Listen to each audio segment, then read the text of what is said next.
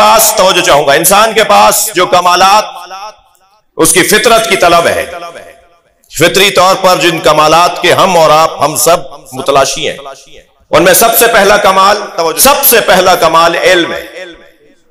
बहुत खूबसूरत लड़का है, बड़ा अच्छा कद है, खानदान भी अच्छा है, गाड़ी बंगला भी बहुत अच्छा वाला है, मगर नाम भी लिखना नहीं आता। ब्याहेंगी बच्ची अपनी, हमको फौरन कहेंगे हमारी बच्ची क्या गाड़ी के साथ शादी हो रही है, क्या बंगले के साथ हम शादी कर रहे हैं?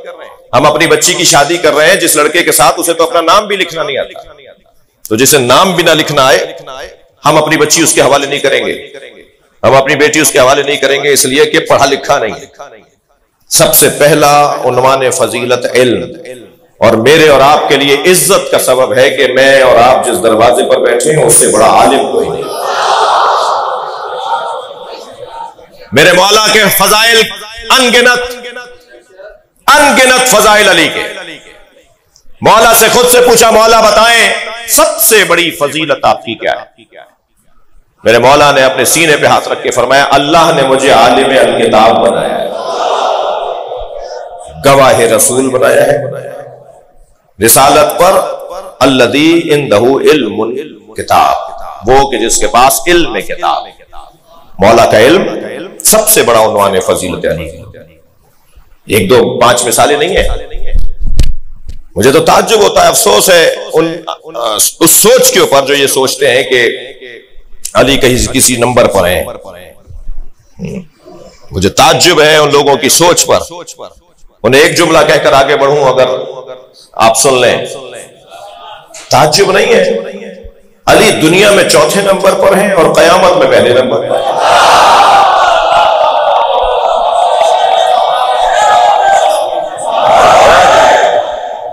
सारा आलम इस्लाम मानता है कि कयामत में पहले नंबर पे जो शख्सियत, सरकार ने फरमाया अली महशर में मेरे आगे चल रहे होंगे, सबसे पहले जन्नत के दरवाजे पर मेरे आगे अली पहुंचेंगे। तो एक सहाबी की आवाज आ गई, या रसूल अल्लाह अफजल आप हैं, अली के भी मौला आप हैं, अली आपसे आगे कैसे चलेंगे? तो नबी को बुरा लगा। अच्छा ये बात जहन में बिठा के जाइएगा, जब भी कोई मौला अली के बारे में मनफी बात नबी से करता था ना, तो नबी गज़ब परवरदिगार बन के ठाते थे। कहने लगा आप सबसे अफजल हैं, अली आपके आगे कैसे चलेंगे? तो मेरे मौला नबी ने फरमाया, तुमने नहीं सुना मेरा कौल, ये मेरा फरमान नहीं सुना, अली साहिब लिवाई, अली मेरा अलमदार है, और अलमदार हमेशा आगे चलता है, लश्कर पीछे चलता है। सबसे बड़ा उन्वान फजीलत अली का इल्म अली। इल्म की फिर तीन किस्में जी। मेरे पास निस्बतन वक्त वसी हो गया है, तो जल्दी तो जान छोड़ूंगा नहीं। इल्म अली की, इल्म की तीन किस्में, और मेरे मौला उन तीनों किस्मों पर शाह। इल्मुल अशिया, अशिया का इल्म, शय शय का इल्म। कोई शय ऐसी नहीं है जो अली के अहाता इल्म से बाहर। थोड़ा गर्दन हिलाते रहिए, फजाइल सुनना चाहते हैं तो। इल्मुल अशिया, तमाम अशिया का इल्म। दूसरा इल्म, इल्म माकान व मा यकून, माजी में जो गुजरा उसका इल्म, आगे कयामत तक जो आएगा उसका इल्म, इल्म माकान व मा यकून। तीसरा इल्म, इल्म ज़ाते इलाही, इल्म ज़ात, इल्म ज़ाते इलाही।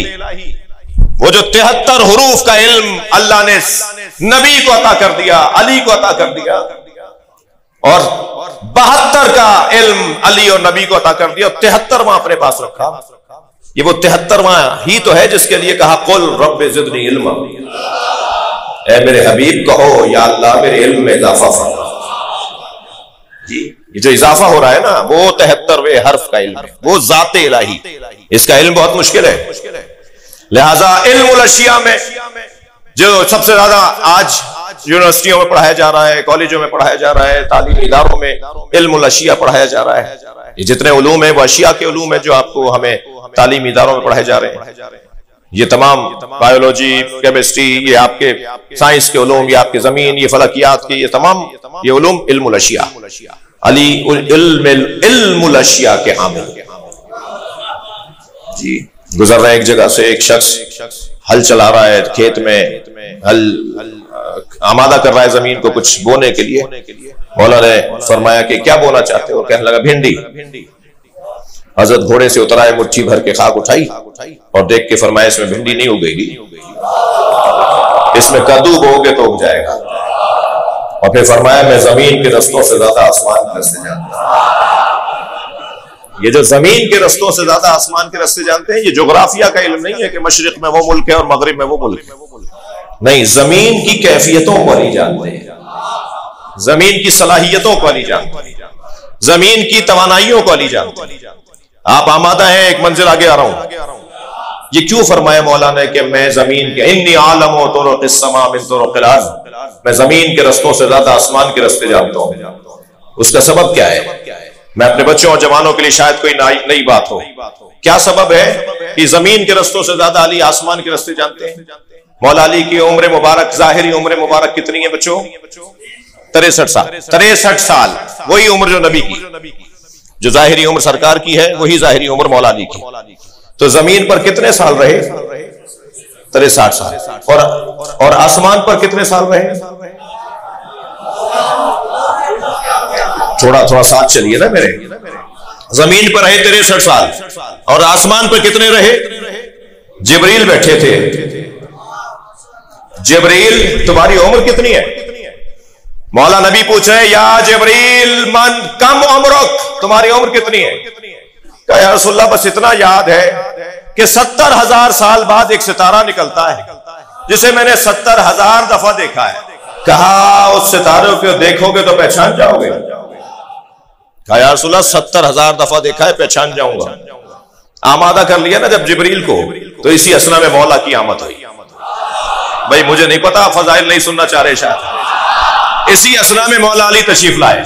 मौला अली जैसे आकर बैठे, मेरे मौला नबी ने फरमाया या अली खुदिल अमामता अन जिबहतिक, या अली अपना अमामा अपनी पेशानी से ऊपर करो।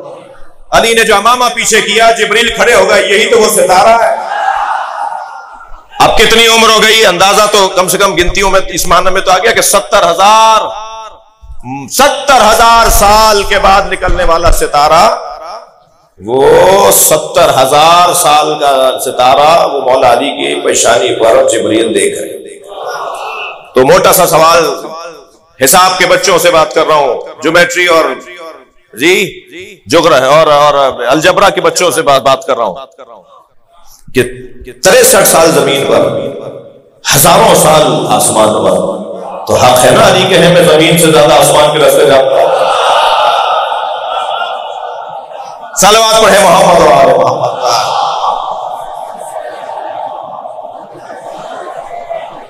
तवज्जो कर लिया आपने? अल्लाहु अकबर। इल्मुल अशिया।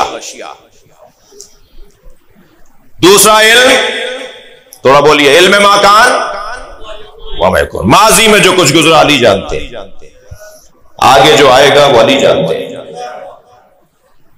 हैं।